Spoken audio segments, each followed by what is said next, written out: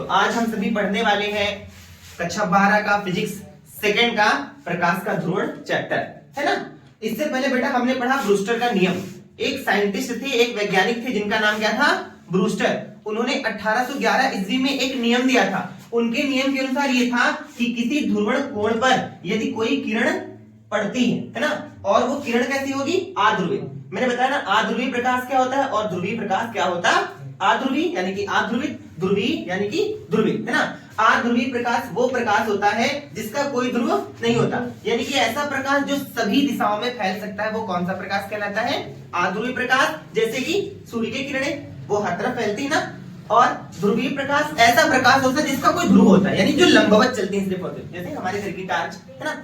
प्रकाश, इससे पहले हमने प्रकाश पे डिस्कशन किया था कि प्रकाश क्या होता है बेटा? प्रकाश एक माध्यम होता है। एक माध्यम, किसका माध्यम? ऊर्जा का, है ना बेटा। Light is a part of energy. जो प्रकाश होता है वो ऊर्जा एक होती है, एक प्रकार की ऊर्जा होती है जो हमारे दृष्टि ज्ञान को संवेदित करती है। यानी कि प्रकाश एक ऐसी ऊर्जा होती है जो हमारी आंखों पर पड़कर ही वो काम करती। प्रकाश स्वयं में नहीं दिखाई पड़ती है, प्रकाश की वजह से हमें कोई ना कोई वस्तुएं दिखाई पड़ती है। सपोज करो, जस्ट एकदम इमेजिन नहीं करना है, यहाँ पे तुमको रियलाइजेशन करना है। रियलाइज करो कि रात में हम कोई वस्तु को देख पाते? नहीं देख पाते। क्यों? क्योंकि उस वस्तु पर प्रकाश नहीं पड़ता है। और उसी वस्तु को यदि हम किसी कृत्रिम प्रकाश द्वारा, टार्च है ना जो बनाई जाती है, कृत्रिम प्रकाश जब उस पर डालते हैं तो वो वस्तु हमको दिखाई पड़ने लगती है। यही तो होता है। तो प्रकाश स्वयं में नहीं दिखाई पड़ता, प्रकाश की वजह से हमें वस्तुएं दिखाई पड़ती। प्रकाश के बिना पूरी की पूरी दुनिया अंधेरे में हो जाएगी। ये सही है ना। तो आज हम पढ़ने वाले हैं, सिद्ध कीजिए कि जब प्रकाश कांच के किसी पृष्ठ पर पड़ता है। ये एक पृष्ठ है, ये कौन सा पृष्ठ है बेटा? कांच का। एक्स और वाई एक कांच का एक पृष्ठ है, ये हमने एक कांच रख दिया, ठीक। और जब यहाँ पे कोई बेटा प्रकाश की किरण आके कोण पर पड़ती, कौन सा कोण? ध्रुवण कोण, यानी कि ध्रुवों पर, है ना। सिद्ध कीजिए जब प्रकाश कांच के पृष्ठ पर ध्रुवण कोण पर आपतित होती, आपतन का मतलब आना, है ना, आपतित होती है, तो परावर्तित किरण तथा अपवर्तित किरण ये दोनों एक दूसरे क्या होते हैं?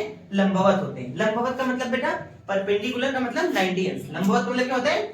90 अंश। यानी कि जैसे ये मेरे पास मार्कर है, ठीक, ये मार्कर है और इस पे हमको इस मार्कर को बोला जाए कि 90 अंश पे इसको रखना है, तो हम इसके परपेंडिकुलर ठीक इसके एकदम समान रख देंगे, तो ये जो कोण बनेगा बेटा, ये कोण कितने अंश का होगा? 90 अंश का। दैनिक जीवन में ये दीवार खड़ी हुई है तो ये क्षैतिज से कितने अंश पे खड़ी हुई है?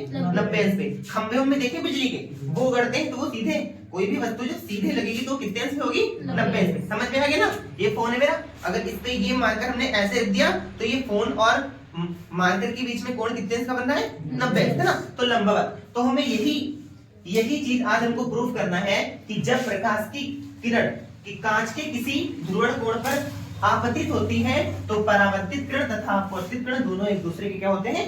लंबवत होते हैं। इससे पहले ब्रूस्टर ने एक नियम दिया था 1811 ईस्वी में। कितने बेटा? याद रखना, ब्रूस्टर का नियम।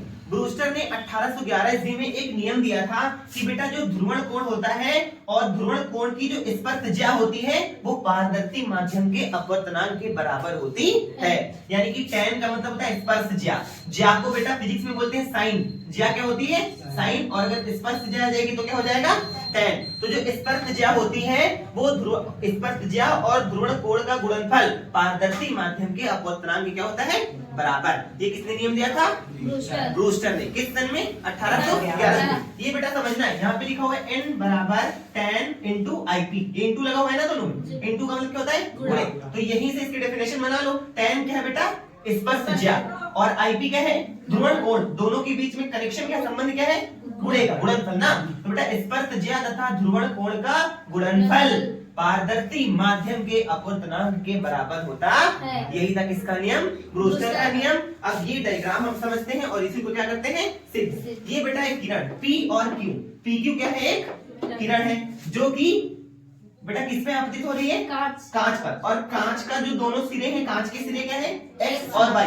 X Y मेरे पास कांच का एक टुकड़ा है, उसको हमने ले लिया है और उस पर एक प्रकाश की किरण डाली जाती और वो प्रकाश की किरण है कैसी? आध्रुवित। आध्रुवित प्रकाश की किरण जो सभी दिशाओं में फैल सकती है वो आध्रुवित कहती है, और ध्रुवित जो एक ही दिशा में जाती है वो कौन सी होती है? ध्रुवित। तो जब किसी कांच के ध्रुवण कोण पर हम कोई आध्रुवित प्रकाश की किरण को डालते हैं तो अब परावर्तित किरण तथा अपवर्तित किरण क्या होती बेटा, एक दूसरे के परस्पर लंबवत होती, यही क्या करना है, सिद्ध करना है। ठीक बेटा, ये डायग्राम समझ लो, स्क्रीनशॉट ले लो, फिर पढ़ाते हैं आगे।